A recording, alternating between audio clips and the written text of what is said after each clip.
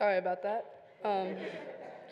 My name is Zachary Hudipole, and our Old Testament lesson is Jonah chapter 4, verses 1 through 11. In these verses, we meet Jonah after a big ordeal. God had commanded Jonah to go to Nineveh, and Jonah ran away. Then he was swallowed by a fish. Jonah prayed for 3 days and 3 nights inside of the fish. And then God helped him get out. In these verses, Jonah is still struggling with God. But to Jonah, this seemed very wrong, and he became angry. He portrayed to the Lord, "Isn't this what I said, Lord, when I was still at home? That is what I tried to forestall by fleeing to Tarshish. I knew that you are a gracious and compassionate God, slow to anger and abounding in love, a God who relents from sending calamity. Now, Lord, take away my life, for it is better for me to die than to live." But the Lord replied, "Is it right for you to be angry?" Jonah had gone out and sat down at a place east of the city. There he made himself a shelter, sat in its shade, and waited to see what would happen to the city. Then the Lord provided a leafy plant and made it grow up over Jonah, to give shade for his head to ease his discomfort. And Jonah was very happy about the plant. But at dawn the next day, God provided a worm, which chewed the plant so that it withered. When the sun rose, God provided a scorching east wind, and the sun blazed on Jonah's head, so that he grew faint. He wanted to die and said, "It would be better for me to die than to live." But God said to Jonah, "Is it right for you to be angry about the plant?" "It is," he said, "and I am so angry I wish I were dead." But the Lord said, "You have been concerned about this plant, though you did not tend it or make it grow. It sprang up overnight and died overnight. And should I not have concern for the great city of Nineveh, in which there are more than 120,000 people who cannot tell their right hand from their left, and also many animals?"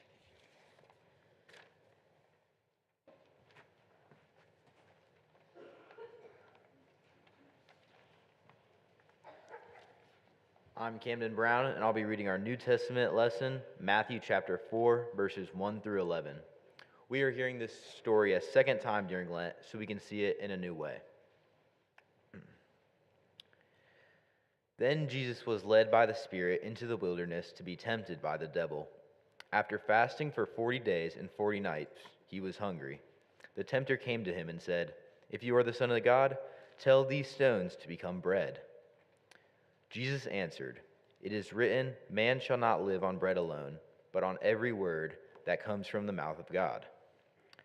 Then the devil took him to the holy city and had him stand on the highest point of the temple. "If you are the Son of God," he said, "throw yourself down, for it is written, he will command his angels concerning you, and they will lift you up in their hands,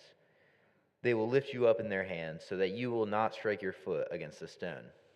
Jesus answered to him, "It is also written, do not put the Lord your God to the test." Again, the devil took him to a very high mountain and showed him all the kingdoms of the world and their splendor. "All this I will give to you," he said, "if you will bow down and worship me." Jesus said to him, "Away from me, Satan, for it is written, worship the Lord your God and serve him only." Then the devil left him, and angels came and attended him. I would like to introduce our youth preachers, Zora Chapin, Ellie McKibben, and Daniel Dewey.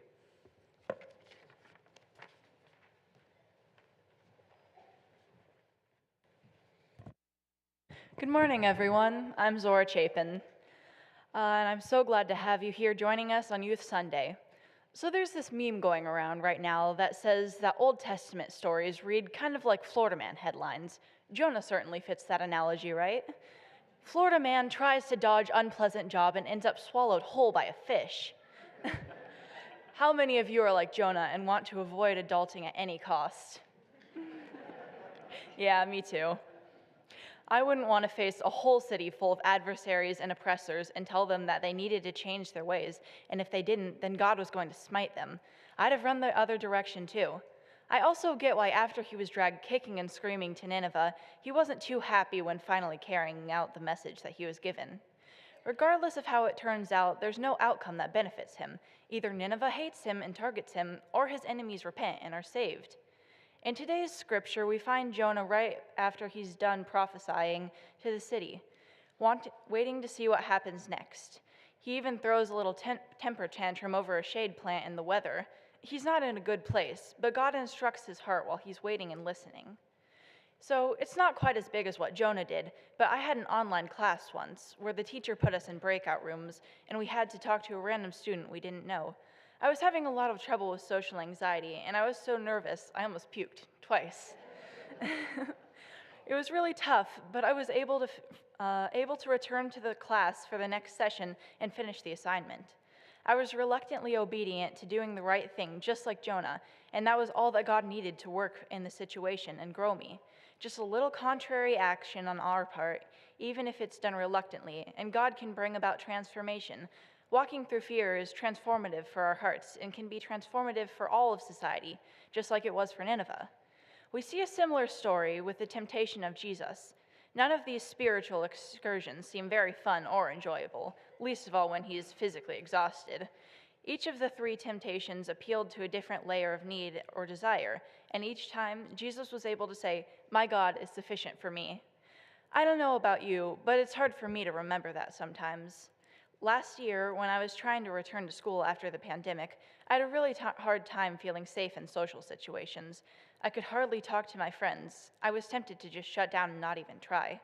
My dad started praying with me in the mornings, and we worked on meditation to reduce my anxieties. Step by step and day by day, I found my groove again, with God's help. So that's what I'm challenging all of you to do today. Let God be your source of well-being. Listen to the stillness in your heart and find the next right action. Step out of faith, even if you're reluctant, and watch your life be transformed by God's love and grace.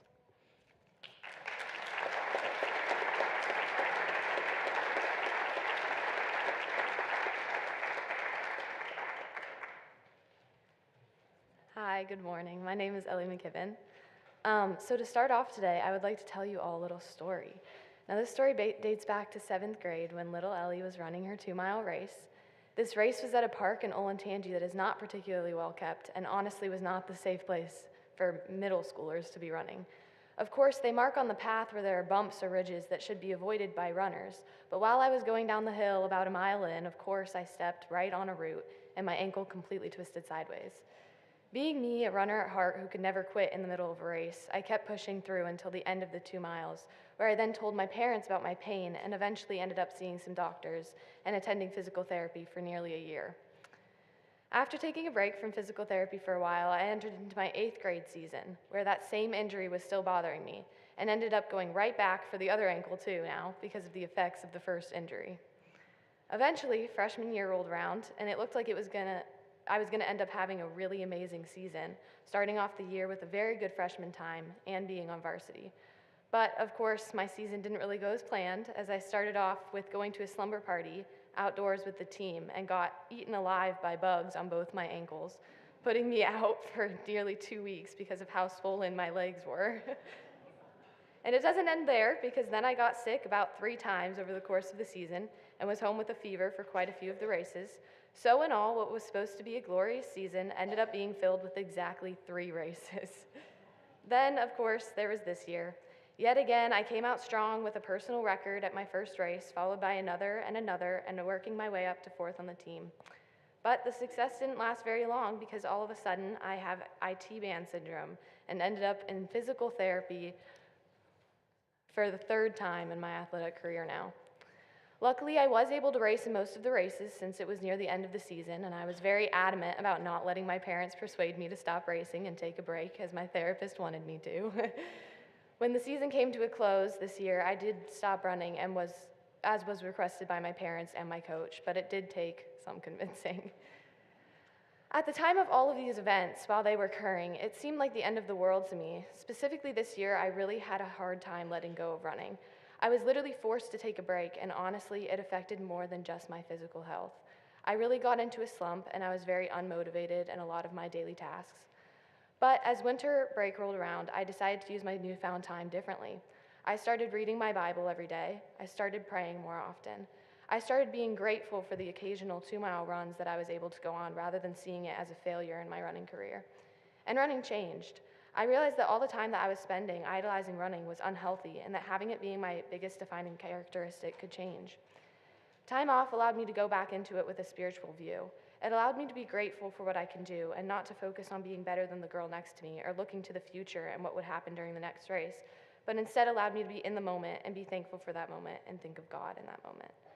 Recently, I've still been having pain in my leg, but I've been building my mileage back up and have been doing great in my races. I've already gotten 2 personal records during my indoor track season, and outdoor hasn't even started.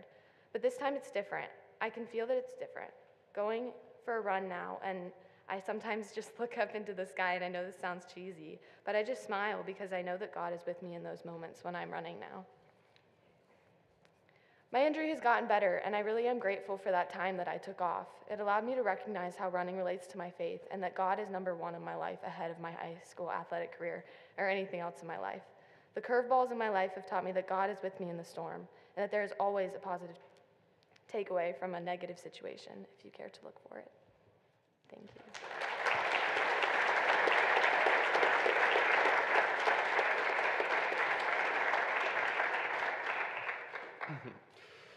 Hello. Now, I've never encountered a whale, nor have I stared down the devil personally, although I have had a couple clashes with people I'd compare to them. But I do keep managing to put myself in situations where a lot is relying on me. I've really got to figure out how that keeps happening. I'm a section leader in the band, the 4th largest character in North Spring Musical, and I'm barely in my school's quiz team. That's a lot of overlapping schedules and a lot of stress on top of academics. So as you could guess, there's a lot of times where it's all a little too much. I get in over my head a lot, and at the end of the grading period, there's always a rush to get everything in on time. Isn't that right, Mom? Luckily, through miraculous circumstances, I've built myself quite the support system over the years.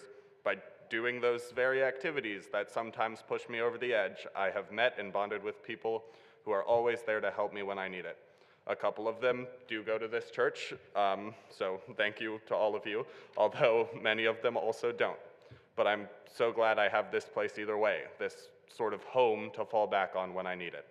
I haven't been here in a little while, but it does always just feel good to be here. There's so much familiarity and nostalgia stuck to these walls, and I know this place all too well from years of playing hide and seek here. Years of Sunday schools, tween worship, youth group, cystic fibrosis research fundraisers, wine and canvas nights, and the like all come from here.